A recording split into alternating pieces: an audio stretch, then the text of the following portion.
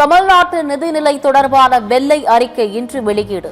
இன்று மாலை 5:30 மணிக்கு வெளியிடுகிறார் நிதித்துறை அமைச்சர் மரிய வில்சன்.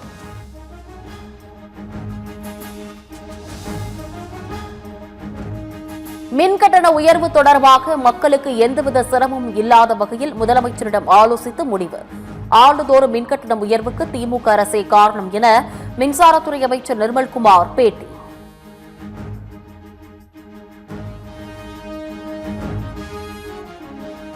கும்மிடிப்பூண்டி சிறுமி கொலை வழக்கில் கைதான வடமாநில இளைஞர் பகீர் வாக்குமூலம். மதுபோதையில் சிறுமியை சீரழித்து ரத்த காயங்களுடன் புதரில் வீசி சென்றது விசாரணையில் அம்பலம்.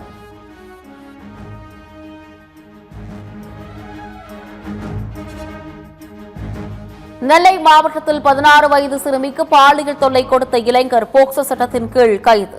திருமணம் செய்து கொள்வதாக ஆசை வார்த்தை கூறி சிறுமியை சீரழித்த கொடூரன் சிறையில் அடைப்பு.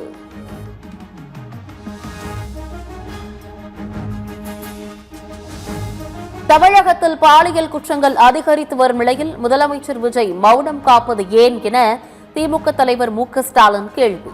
திமுகவின் பெரும் போராட்டத்தை முதலமைச்சர் விஜய் எதிர்பார்க்கிறாரா என்றும் கேள்வி.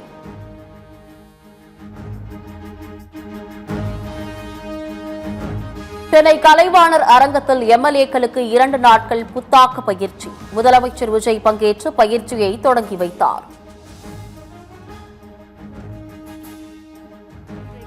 17வது சட்டமன்ற பேரவையின் சட்டமன்ற உறுப்பினர்களுக்கான பயிற்சியை நம்முடைய மாண்புமிகு தமிழ்நாடு முதலமைச்சர் அவர்கள் குத்துவிளக்கு ஏற்றி தொடங்கி வைக்கிறார்கள்.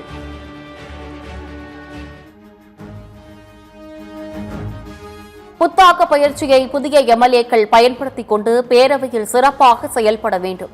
எம்எல்ஏக்களின் கன்னி பேச்சில் யாரும் குறுக்கிட வேண்டாம் என சபாநாயகர் ஜே.சி.டி. பிரபாகர் வேண்டுகோள்.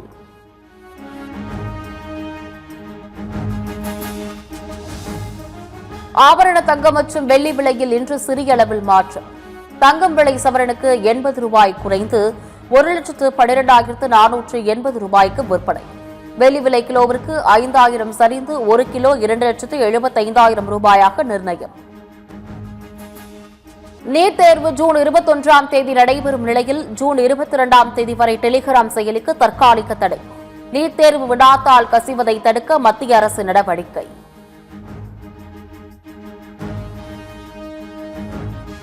இந்தோனேஷியாவின் சுலவேசி மாகாணத்தை குறிவைத்து சக்தி வாய்ந்த நிலநடுக்கம்.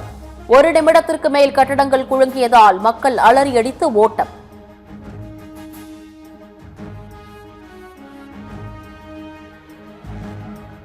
கிருஷ்ணகிரி மாவட்டம் போச்சம்பள்ளி அருகே சாலையோரத்தில் கொட்டப்பட்ட இறைச்சி மற்றும் பிளாஸ்டிக் கழிவுகள். தொற்றுநோய் பரவும் அபாயம் உள்ளதாக பொதுமக்கள் அச்சம்.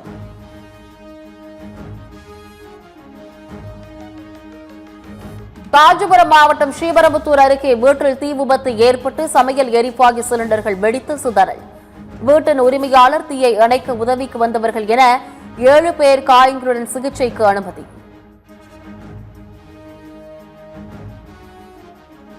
கர்நாடக மாநிலம் மைசூரில் இயங்கி வந்த மதுபான விடுதியில் திடீர் தீ விபத்து.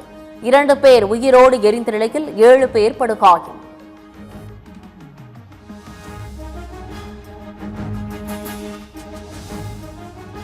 காரைக்கால் அருகே வீட்டின் பூட்டை உடைத்து 60 சவரன் தங்க நகைகள் கொள்ளை.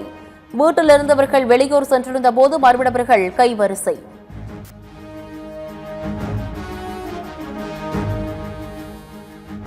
தலைநகர் டெல்லியின் பல்வேறு பகுதிகளில் அதிகாலையிலிருந்து மிதமான மழை. வெயிலின் தாக்கத்தால் டெல்லி மக்கள் வாடி வதைந்த நிலையில் திடீர் மழையால் மகிழ்ச்சி.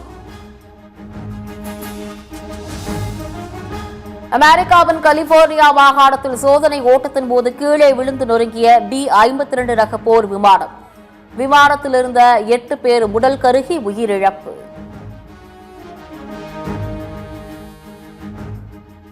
ரஷ்ய ராணுவத்தின் DU-3 பயிற்சி விமானம் விபத்திற்குள்ளான சம்பவத்தில் பயிற்சி விமானி உயிரிழப்பு.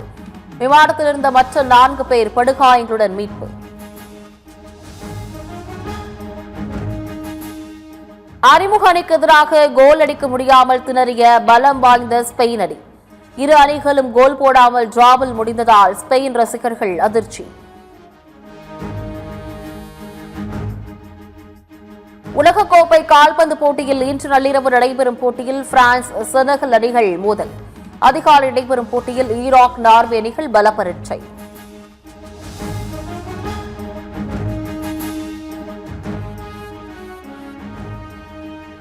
உலகக்கோப்பை கால்பந்து வரலாற்றில் அதிக கோல்கள். பிரேசில் அணியை பின்னுக்கு தள்ளி முதலிடம் பிடித்த ஜெர்மனி.